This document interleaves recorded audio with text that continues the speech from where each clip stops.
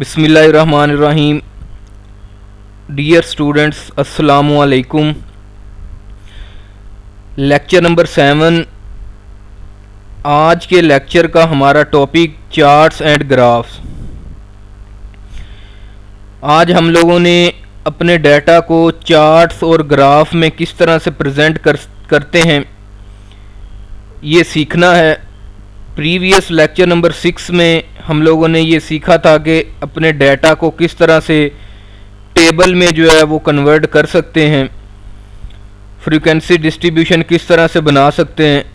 आज के लेक्चर में, लेक्चर नंबर 7 में हम लोगों ने ये सीखना है कि अपने डाटा को किस तरह से चार्ट्स एंड ग्राफ में जो है वो कन्वर्ट कर सकते हैं, उसको किस तरह से ग्राफ में जो है वो शो करवा सकते हैं।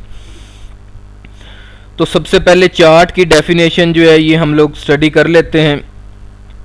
Diametric presentation is best suited to conceptual series and data split into different categories. Beautifully and neatly constructed diagrams are more attractive than simple diagram. हम अपने डाटा को जो है वो डिफरेंट कैटेगरीज के थ्रू जो है वो अपने चार्ट में जो है वो कन्वर्ट कर सकते हैं। एक डायाग्राम जो है उसकी हम क्रिएट कर सकते हैं। ठीक है जी। तो चार्ट की जो है वो हमारे पास बेसिक जो है वो 4 टाइप्स होती हैं। टाइप्स ऑफ चार्ट जो है वो 4 हैं हमारे पास। फर्स्ट जो है वो type simple bar chart, second जो है वो मल्टीपल बार चार्ट होती है, थर्ड जो है वो पाई डायग्राम, फोर्थ जो है सब डिवाइडेड डायग्राम। ये 4 जो हैं वो हमारे पास बेसिक चार्ट्स की जो है वो टाइप हैं। ठीक है जी। इसमें हम लोग जो है वो अपने डाटा को कन्वर्ट कर सकते हैं सिंपल बार चार्ट में। उसके बाद अपने डाटा को मल्टीपल बार चार्ट में कन्वर्ट कर सकते हैं, पाई डायग्राम में कन्वर्ट कर सकते हैं और सब डिवाइडेड डायग्राम में कन्वर्ट कर सकते हैं। ठीक है जी। आप अपने चार्ट को जो है वो डिफरेंट कलरिंग में जो है वो उसको ब्यूटीफुल जो है वो बना सकते हैं। उसको जो है वो अगर आप ग्राफ पेपर पर बनाएंगे तो वो ज़्यादा अट्रैक्टिव जो है वो लगेगा। आपका डाटा जो है वो इजीली उस पर जो है वो प्रेजेंट हो सकता है। इसके बाद ग्राफ जो है वो हमारे पास, ग्राफ क्या होता है? Graph present the data in simple clear effective manner, facilitate comparison between 2 और more than 2 statistical series is known as graph. Graph में हम लोग जो है वो ग्राफिकली अपने डाटा को प्रेजेंट कर सकते हैं। ठीक है जी। क्लियर वे में हम अपने, ये ग्राफ हमें इस चीज़ से फैसिलिटेट करता है कि हम अब 2 या 2 से ज़्यादा स्टैटिस्टिकल सीरीज़ या डाटा को आपस में उनका कंपैरिजन कर सकें। ठीक है जी। ग्राफ जो है वो बहुत ज़्यादा जो है वो टाइम हमारा बचा देता है डाटा को प्रेजेंट करते वक्त। हम अपने बहुत जो है वो ह्यूज डाटा को एक शॉर्ट फॉर्म में एक सिंगल पेज पर जो है वो ग्राफिकली शो करवा सकते हैं। हमारे पास डिफरेंट कैटेगरीज होती हैं जो है वो डाटा की, डिफरेंट ग्रुप्स होते हैं, डिफरेंट क्लासेस होती हैं। उन क्लासेस को यूज़ करके हम जो है वो अपना एक ग्राफ जो है वो क्रिएट कर सकते हैं। ग्राफ की जो है वो 2 मेन कैटेगरीज होती हैं। फर्स्ट जो है वो ग्राफ ऑफ टाइम सीरीज या हिस्टोरिकल डाटा, यानी कि टाइम सीरीज वाला डाटा आपके पास जब आ जाएगा तो ये एक अलहदा टाइप बन जाती है ग्राफ की। उसके बाद ग्राफ ऑफ फ्रीक्वेंसी डिस्ट्रीब्यूशन। तो ग्राफ ऑफ टाइम सीरीज हिस्टोरीग्राम इसको जो है वो हम कहते हैं। इसकी डेफिनेशन देखते हैं।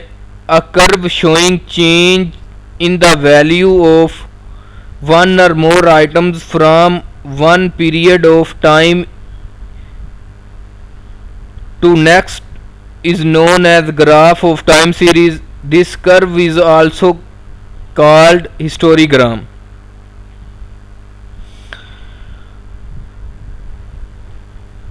ग्राफ ऑफ टाइम सीरीज जो है, इसमें हमारे पास टाइम इंटरवल वाला जो डाटा होता है, यानी कि लास्ट 5 ईयर का डाटा है, उसका मैं ग्राफ बनाना चाहता हूं, तो वो मैं ग्राफ ऑफ टाइम सीरीज जो है वो ग्राफ क्रिएट करूंगा। इसमें इस ग्राफ में हम ये चीज़ शो करते हैं कि एक या एक से ज़्यादा वैल्यूज़ जो हैं वो एक टाइम पीरियड में किस तरह से चेंज हो रही हैं। ठीक है जी, सपोज अगर हम अपना शुगर का एक ग्राफ बनाना चाहते हैं 2020 का, अब तक का ग्राफ बनाना चाहते हैं कि ये किस तरह से जो है वो इंक्रीज हुई है हमारी। ठीक है जी, जो शुगर है डिफरेंट टाइम पीरियड्स में जो है वो इंक्रीज होती रही है। इसका ग्राफ जो है वो टाइम इंटरवल टाइम पीरियड के लिहाज से बनेगा। इसको हम जो है वो टाइम सीरीज ग्राफ या हिस्टोरीग्राम यानी कि हिस्टोरिकल डाटा वाला जो है वो ग्राफ बोलते हैं। उसके बाद सेकंड टाइप आ जाती है ग्राफ ऑफ फ्रीक्वेंसी डिस्ट्रीब्यूशन। इसकी मजीद 4 जो है वो कैटेगरीज हैं। फर्स्ट कैटेगरी है हिस्टोग्राम, सेकंड जो है फ्रीक्वेंसी पॉलीगन, फ्रीक्वेंसी कर्व, और फोर्थ जो है वो कम्युलेटिव फ्रीक्वेंसी पॉलीगन और ओगिव। इनकी जो है डेफिनेशन देखते हैं। Histogram is a graph of frequency distribution in which classes with class boundaries are taken on x-axis with the suitable breadth of class and adjacent bar are created to show the frequency. Graph of frequency distribution जो है most useful graph जो समझा जाता है वो है histogram. Histogram में हम अपनी क्लासेस जो हैं उनको पहले क्लास बाउंड्री में कन्वर्ट कर लेते हैं और उनको एक्स एक्सिस पर प्लॉट कर देते हैं और एक सूटेबल ब्रिथ के साथ जो है वो अपनी क्लासेस वहाँ पर जो है वो प्लॉट करते हैं और हर क्लास के अगेंस्ट जो है उसकी फ्रीक्वेंसी जो है वो हम लोग प्लॉट करते जाते हैं, उसकी जो है वो बार्स बनाते हैं। हिस्टोग्राम में जो है वो हम एक्स एक्सिस पर जो है वो अपना जो है वो क्लास बाउंड्री की वैल्यूज जो है प्लॉट करेंगे और वाई एक्सिस पर जो है वो फ्रीक्वेंसी, हर क्लास की जो है वो जितनी फ्रीक्वेंसी होगी वो हम लोगों ने वाई एक्सिस पर जो है प्लॉट कर देनी है और हर एक को जो है वो हम लोग हिस्टोग्राम में हर क्लास के अगेंस्ट उसका जो है वो बार क्रिएट कर देंगे। ठीक है जी, इसके बाद frequency polygon. Frequency polygon is a graph of frequency distribution in which frequencies are plotted against midpoint of classes. The plotted point are joined together to get the frequency polygon. Frequency polygon में हम लोग classes की जगह पर जो है वो mid point x axis पर जो है उसको प्लॉट करते हैं और सेम उसी तरह से वाई एक्सिस पर जो है फ्रीक्वेंसीज आ जाएंगी और बार जो है वो आप लोग अपने ड्रा कर लेंगे और बार के मिड पॉइंट को आपस में ज्वाइन कर देंगे तो वो हमारे पास फ्रीक्वेंसी पॉलीगन जो है वो बन जाएगी। फ्रीक्वेंसी पॉलीगन भी एक फ्रीक्वेंसी डिस्ट्रीब्यूशन का ग्राफ है। इसमें मिड पॉइंट जो है वो हम अपने जो है वो क्लासेस के यूज करते हैं एक्स एक्सिस पर और वाई एक्सिस पर जो है फ्रीक्वेंसी को यूज करते हैं। इसके बाद थर्ड टाइप जो है ग्राफ की वो है frequency curve. If the number of classes become very large then histogram and frequency polygon can imagine to approach a smooth curve known as frequency polygon. अच्छा जी, अगर हमारे पास क्लासेस जो हैं वो काफ़ी ज़्यादा बन गई हैं, यानी कि 20-25 कैटेगरीज हमने लोगों ने जो है वो बना ली हैं अपने डाटा की, तो हिस्टोग्राम और फ्रीक्वेंसी पॉलीगन जो है वो फिर हम नहीं क्रिएट करते, हम फ्रीक्वेंसी कर्व जो है वो बनाएंगे। फ्रीक्वेंसी कर्व में हम लोगों ने अपनी बार जो है वो ड्रा नहीं करनी होती, जस्ट जो है वो आप लोगों ने एक्स एक्सिस पर अपना जो है क्लास बाउंड्री को प्लॉट करना है, वाई एक्सिस पर फ्रीक्वेंसी प्लॉट करनी है और हर क्लास के अगेंस्ट जो फ्रीक्वेंसी हमारे पास आएगी उस फ्रीक्वेंसी को हम लोगों ने जो है वो वहाँ ग्राफ में जो है वो डॉट की फॉर्म में जो है वो शो करना है, और हर एक डॉट को आपस में जो है वो ज्वाइन कर देना है, तो हमारे पास फ्रीक्वेंसी कर्व जो है वो क्रिएट हो जाएगी। ठीक है जी।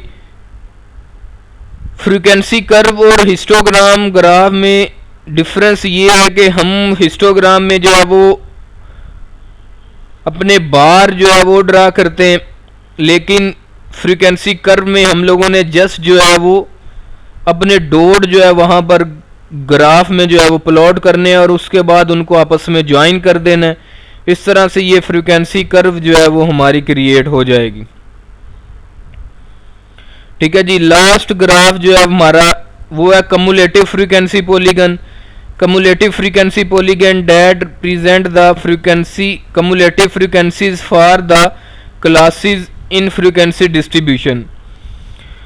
इसमें हम लोगों ने क्या करना होता है कम्युलेटिव फ्रीक्वेंसी में, जैसा कि नाम से पता चल रहा है कि ये कम्युलेटिव फ्रीक्वेंसी का ग्राफ है।